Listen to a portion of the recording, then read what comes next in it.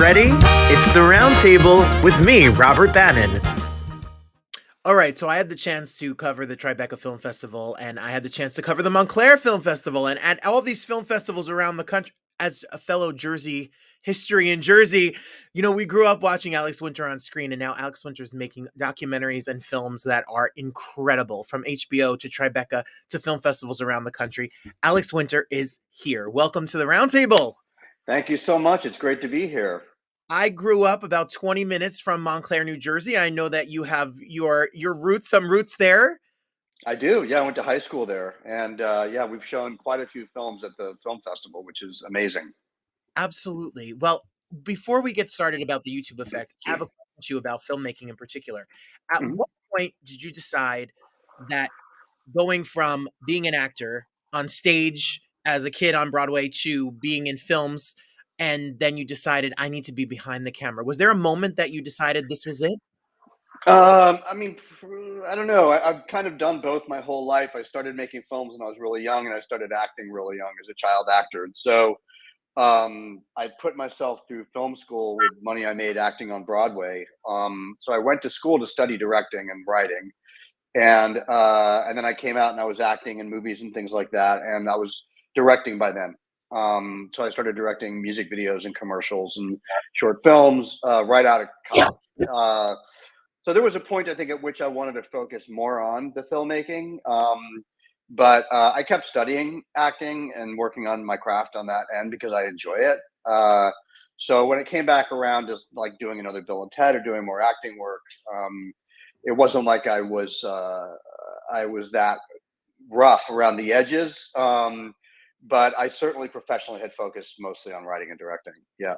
Well, yes, as he said, we know the Bill and Ted's, and we know the Lost Boys, of course. I grew up obsessed with the movie, but then what you don't know is directing, starting like you just said, Red Hot Chili Peppers music videos, Ice Cube music Mm. videos, and then you go into a movie like Freaked, Yeah. and then leads you to doing these documentaries. Is it Mhm. intentional that you're telling true stories with real people and getting some really important information out there to all of us? I like topically oriented stories. I like stories about culture, whether it's current culture or previously existing culture. And I've been writing a lot of narrative in that space for quite some time. And then got hooked onto the Napster story as it was happening. I've been around technology since the 80s and pretty intensely. So that sort of tracking what happened to Sean Fanning and Sean Parker and kind of the birth of the modern online, like global online community was very important to me. And that became my first doc, and I really enjoyed it. I like working with real people. I like telling stories with real people. So that became kind of my impetus for keeping on going. I like doing other things too. I still like to act. I like working on narratives, but I very much enjoy telling stories with real people, which of course is what documentary is. Absolutely. And you're talking about downloaded, and all these documentaries you need to check out, because you have taken kind of a niche in this market, which is the boom of technology and how it really affects society. So, and you're political in some. You've done documentaries about the lobby of Trump Tower. You've done the Panama Papers. You've talked about things that are very important to you. What made you pick YouTube as the subject of this new documentary? Well, I was looking to tell a story about where we were now, because enough time had gone by with the eruption of the digital revolution that we were beginning to see what the implications were, positive and negative, on the planet due to the rise of these essentially three huge companies. And so I was looking at Google, and I was looking at the implications of Google. And Gail Ann Hurd, the great producer, actually came to me and said she had seen some of my other tech docs and said she had access to a couple folks at YouTube, and was I interested in tackling that? And I jumped on it, both because that's really the way into Google, in my opinion, because it's the media front end, and it's the way they interface with the world in many ways beyond the search engine. And also because of Gail, who's just an amazing producer, and I knew that I would learn a lot from working with her, and I like learning from people. One of the great things about making docs is an extremely collaborative process. It really starts with the collaboration with your editor, and you're even collaborating with your subjects. So I was in very intrigued with the idea of making a film with Gail. Well, the YouTube effect, I mean, it's gotten it's rave reviews across all of the film festivals that it's been in. How did you wrestle with the pros and cons of this medium and the medium in general? I know, and during the day, I'm an educator. My students are Hmm? obsessed with YouTube. You know, they say to me, I might have grown up and said, what's my favorite movie? Who's my favorite movie star? They ask me my favorite YouTuber. That is their whole That's right. world. That's how It they is, yeah. culture. How do you wrestle as a filmmaker between telling the truth but also telling both and all sides to the story? Well, the thing I like about documentaries is it allows you to look at human beings in a very truthful way because narrative, which I love by nature, needs to usually have a protagonist and an antagonist. And even if it's an anti-hero, it's still your hero. You're still rooting for Tony Soprano or Saul Goodman or whatever, even if they're doing horrible things. Docs are not like that. Docs are very much more like reality. I think coming up as an actor, my training as an actor was all about finding the truth of a character without judgment, right? So whether you're playing a horrible villain, in terms of the way it's written, or some, heroic figure, you're still trying to find all of the elements within that person that make them human. And docs are very similar. You really are looking at individuals um, that you may not like, but you still find a way not to judge and find their humanity, or that you think they're amazing, but you still want to find what makes them human and what their foibles and some of their defects might be. So I think that's really fundamentally what draws me to the process. And with YouTube, that became our way in because YouTube is on technology is very similar, right? On the surface, the initial response to technology for some people is black and white. It's either, oh my God, I love this, I can't get enough, or oh, this is the devil, and I just need to turn it all off and go outside and touch grass. And the way I came at technology was very similar to the acting in a sense, where it's neither fish nor fowl to me. It's just an expansion of human interaction, and it's just a tool. And there are absolutely extraordinary things about technology that aren't going away and that we don't want to go away and that are very helpful to people from like regular privileged white folks like me to marginalized communities and people who do not have privilege all over the world. Technology has been enormously important, but it also has come with a lot of downside. So this film allowed me to look at that, and I grew up loving YouTube. I have three boys that all came up on YouTube, so I wasn't by any means seeking to tear the whole company. It's also too big. Like this thing is vast. It's not an either or. There are great things about it, and there are things about it that need work, and that's what we wanted to do. Was look at that. Well, I think filmmakers like yourself, it's so important because I don't think people of a certain age, like me and older and around my age, we don't fully understand the power of social. We know it's powerful but we didn't grow up with it. This is new to. Right.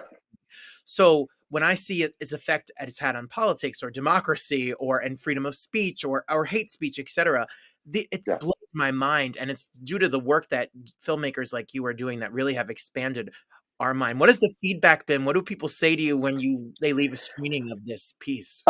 It's been really powerful. I think that as time goes on, meaning as you said, we premiered at Tribeca last June. We're coming out this July and August, and the in the intervening year, we've been playing in film festivals all over the world.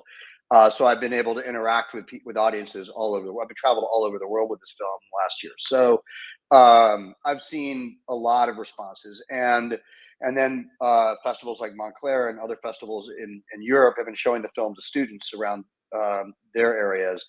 And I've moderated quite a few screenings that Montclair had initiated with high school students that have been incredibly powerful. And to be honest with you, unexpected. I didn't make this film, not like I didn't make it for that audience, but because I have three kids, two of whom are already out of the house, I know that they know a lot about these platforms. I know that they grew up on them. I expect them to be kind of like, yeah, whatever, old dude. I don't need you to come in here and tell me how YouTube works. But that's really not been what's happened. They've been very engaged with the conversation and the issues at play here. And they've had a lot to say about it, and they have also come to it, and their eyes have gotten opened in some ways. So I think that I'm gratified by that. I think that, as you know, a lot of the film ends with 2020 and the really intense events around 2020 and technology's role in things like the COVID misinformation, the January 6th insurrection, things like that.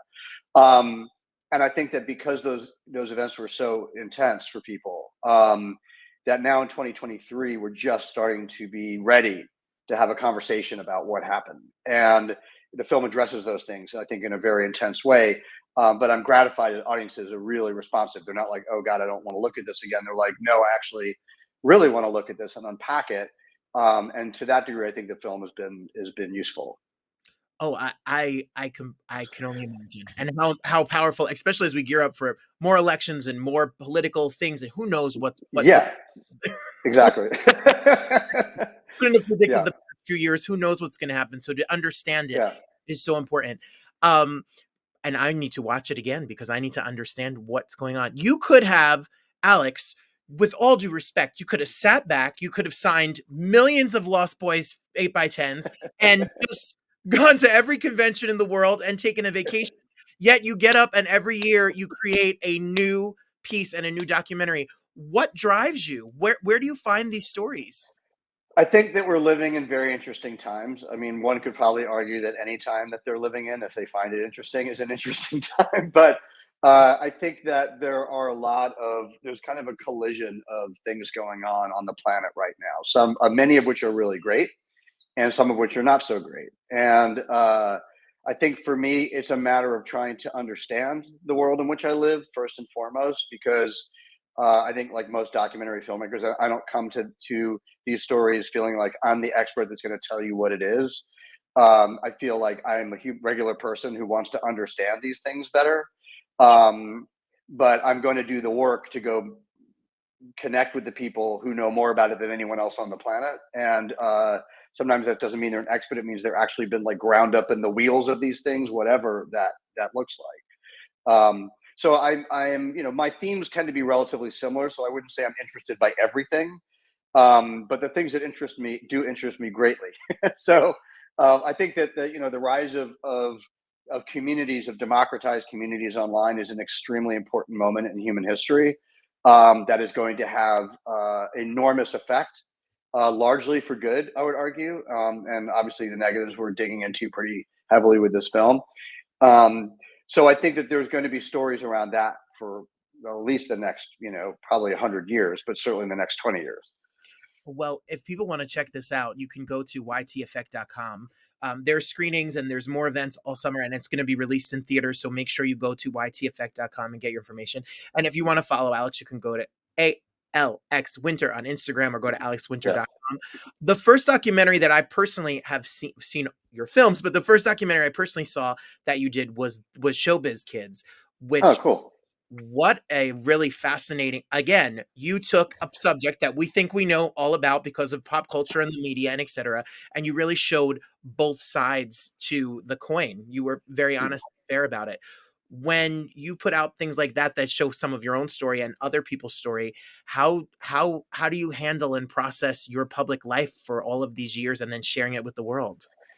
Well, I made a very conscious decision not to be in the Showbiz Kids doc, even though that story is extremely. It's a very autobiographical film. That is basically my story. And the thing that I discovered, we were not adamant about it. Wes Cadwell and I, the editor, and I talked about this with HBO, and Bill Simmons, our producer, that I wasn't going to be adamantly opposed to introducing my story, but I wasn't going to do it if it muddied the narrative. And so we had like a drive of all my stuff, right? And as we were cutting, what we discovered, which was really lovely, and I think our subjects discovered this too, and it was not expected, was that whether the subject was 108 years old or 100, she was 100 some odd when I shot her, baby Peggy, or Cameron Boyce, or someone who was young today.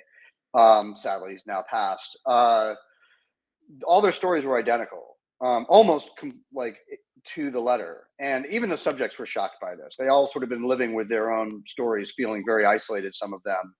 And I think in telling them, they realized, especially watching the film, that it's really one conversation by a group of people having the same conversation across all of time.